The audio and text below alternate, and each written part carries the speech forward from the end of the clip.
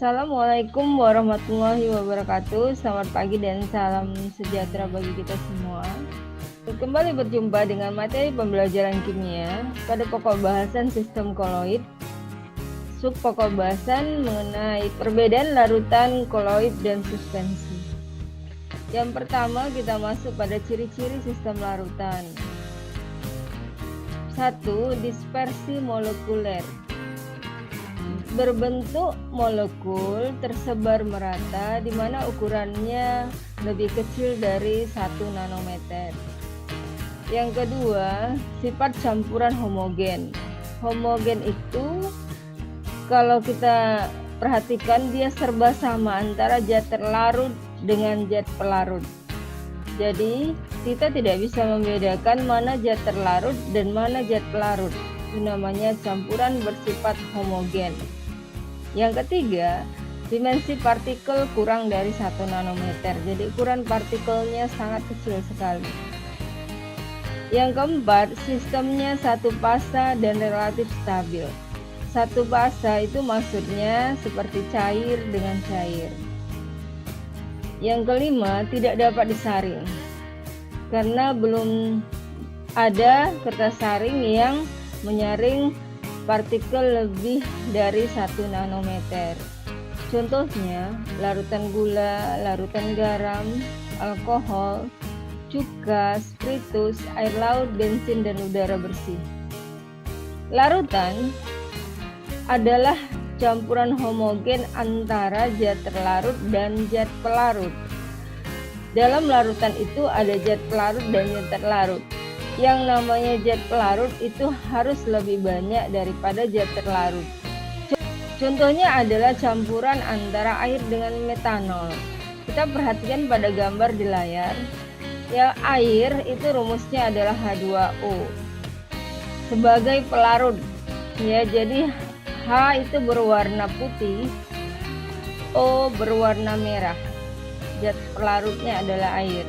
Kemudian zat terlarutnya adalah metanol. Metanol dengan rumus CH3OH. Jadi yang berwarna putih adalah H-nya, ada 3. Kemudian yang berwarna hitam adalah karbonnya. Sedangkan yang berwarna merah adalah O-nya. Jadi di sini kalau kita perhatikan pada gambar lebih banyak zat pelarutnya air daripada zat terlarutnya metanol pada gambar. Kita masuk pada ciri-ciri sistem suspensi. Yang pertama adalah dispersi kasar. Jadi ukuran partikel daripada partikel suspensi itu lebih besar daripada 100 nanometer. Ukurannya lebih besar. Makanya dia disebut dispersi kasar. Yang kedua, campurannya heterogen. Heterogen itu masih dapat terlihat antara zat terlarut dengan zat pelarutnya. Bisa kita bedakan mana zat terlarut dan mana zat pelarut. Yang ketiga, dimensi partikel lebih dari 100 nanometer, jadi lebih besar. Kemudian yang keempat, sistem dua fasa dan tidak stabil. Dua fasa bisa saja padat dengan cair. Yang kelima, dapat disaring. Karena ukurannya lebih besar maka dapat disaring. Contohnya adalah air keruh, air berpasir, kopi, air ditambah minyak. Perhatikan gambar berikut. Ada 2 larutan dalam gelas ukur. Yang pertama, gelas ukur pertama itu adalah campuran air dengan pasir. Jadi kalau kita perhatikan di sini, air itu sebagai pelarut, itu ukuran partikelnya lebih kecil dari 1 nanometer. Sedangkan pasir ukuran partikelnya lebih besar dari 100 nanometer, itu ukuran mikrometer. Nah, ukuran partikel pasir itu sangat besar.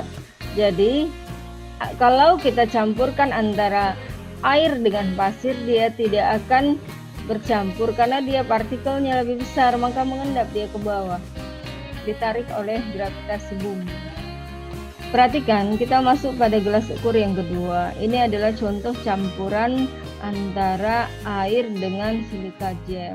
Ini adalah contoh daripada partikel koloid, di mana ukuran partikel koloid sebesar 1 sampai dengan 100 nanometer. Ukuran partikel koloid lebih besar daripada larutan dan lebih kecil daripada suspensi. Akibatnya, partikel-partikel koloid tidak terlarut dalam pelarutnya dan tidak mengendap pada larutannya. Ya, jadi partikel koloid ini tersebar merata dalam larutannya dan stabil. Berikutnya kita masuk pada ciri-ciri sistem koloid.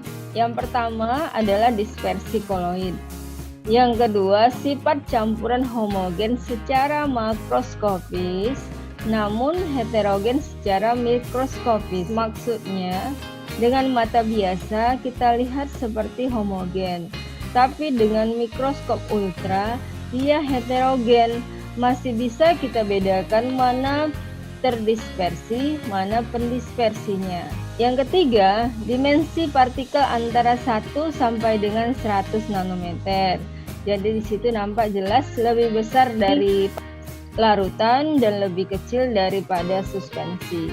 Yang keempat, sistem dua fasa dan relatif stabil. Dua fasa bisa antara padat dengan cair, padat dengan gas, dan lainnya. Yang kelima, tidak dapat disaring kecuali menggunakan penyaring ultra karena ukuran partikelnya 1 sampai dengan 100 nanometer. Contohnya adalah tinta, cat, darah, sabun, asap, jeli, susu, santan, awan, kabut, busa, krim kocok, dan sitoplasma. Perhatikan gambar berikut ini adalah gambar partikel-partikel koloid, di mana itu antara partikel terdispersi dengan partikel pendispersi terjadi tumbukan. Maka partikel-partikel koloid tersebar merata pada pendispersinya.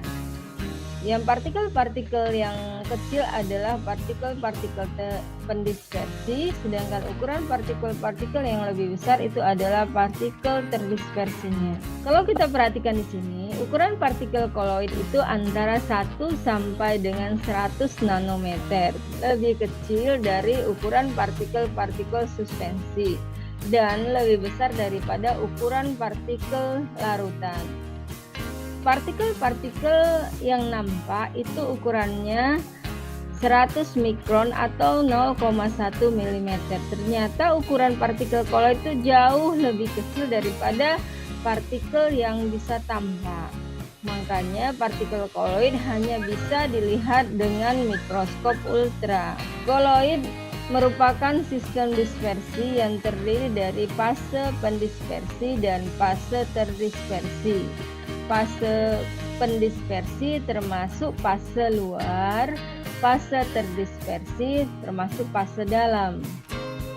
Di mana wujud daripada pendispersi ada yang padat, cair, dan gas.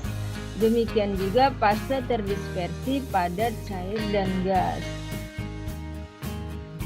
Di antara gabungan ini maka terdapatlah beberapa jenis koloid. Yang pertama adalah aerosol, yang kedua busa, emulsi, dan sol. Kita masuk sistem koloid. Yang pertama adalah aerosol. Aerosol ini adalah fase pendispersinya gas. Jika fase terdispersinya cair tersebar dalam gas disebut dengan aerosol. Perhatikan contoh gambar berikut. Itu komponennya adalah gas. Aerosol yang dapat kita saksikan di awan adalah kabut. Contohnya awan dan kabut. Awan itu adalah terjadi dari kondensasi air laut yang tersebar dalam udara yang berwujud gas sehingga membentuk aerosol. Demikian juga dengan kabut. Uap air di udara tersebar dalam gas sehingga terbentuk kabut. Jika fase terdispersinya padat tersebar ke dalam gas disebut dengan aerosol padat. Perhatikan contoh berikut. Sedangkan asap hasil pembakaran seperti ini adalah aerosol padat. Contoh Contohnya adalah debu dan asap. Daun dan kertas yang terbakar itu berwujud padat, tersebar ke dalam udara berupa asap yang disebut dengan aerosol padat. Berikutnya kita masuk pada busa. Busa, fase terdispersinya gas. Jika gas tersebar merata dalam cair disebut dengan busa. Perhatikan contoh berikut. Busa sabun, fase terdispersinya gas dan medium pendispersinya cair. Contohnya buih, sabun, dan pasta. Jika gas tersebar merata dalam padat, maka disebut dengan busa padat. Perhatikan contoh berikut. Busa padat. Sebagai contoh yaitu batu apung, karet busa. Contohnya adalah batu apung dan karet busa. Kita masuk kepada emulsi. Emulsi terdispersinya adalah cair. Jika cair tersebar dalam cair, maka disebut dengan emulsi. Perhatikan contoh berikut. Nama kolitnya emulsi. Contohnya susu. Contohnya adalah susu dan santan kelapa. Jika cair tersebar merata dalam padat, maka disebut dengan emulsi padat. Contohnya Emulsi padat. Contohnya keju dan mentega. Contohnya adalah keju dan mentega. Sol. Jika terdispersinya padat, padat tersebar merata dalam cair, maka disebut dengan sol. Perhatikan contoh berikut. Contohnya lem kanji dan cat. Fase terdispersinya padat dan medium pendispersinya cair. Contohnya cat, lem, putih telur, dan tinta. Jika padat tersebar merata dalam padat, maka disebut dengan sol padat. Perhatikan contoh berikut. Sol padat. Contohnya kaca berwarna dan paduan logam seperti sendok, garpu, serta cincin emas ini. Fase terdispersinya padat dan medium pendispersinya padat juga. Ya, adalah gelas pewarna dan paduan logam. Jadi dari tadi dapat dilihat 8 macam sistem koloid. Kalau kita yang pertama, campuran padat dengan cair disebut dengan sol. Padat dengan padat disebut dengan sol padat. Cair dengan cair disebut dengan emulsi. Cair dengan padat disebut dengan emulsi padat. Gas dengan cair disebut dengan busa. Gas dengan padat disebut dengan busa padat. Cair dengan gas disebut dengan aerosol. Padat dengan gas disebut dengan aerosol padat. Gas dengan gas tidak membentuk koloid. Contohnya, padat dengan padat, paduan logam. Padat dengan cair, agar-agar. Padat dengan gas, asap. Cair dengan padat, mentega. Cair dengan cair, susu. Cair dengan gas, kabut. Gas dengan padat, batu apung. Gas dengan cair, busa sabun. Gas dengan gas tidak membentuk koloid. Ini apakah medium pendispersi dan fase terdispersi dari es krim? Kita lihat di kunci jawabannya. Nah, ternyata es krim termasuk pada busa dan buih. Fase pendispersinya cair dan fase terdispersinya gas. Kedua, apakah medium pendispersi dan fase terdispersi dari tanah liat? Kita perhatikan kunci jawabannya. Tanah liat termasuk pada sol.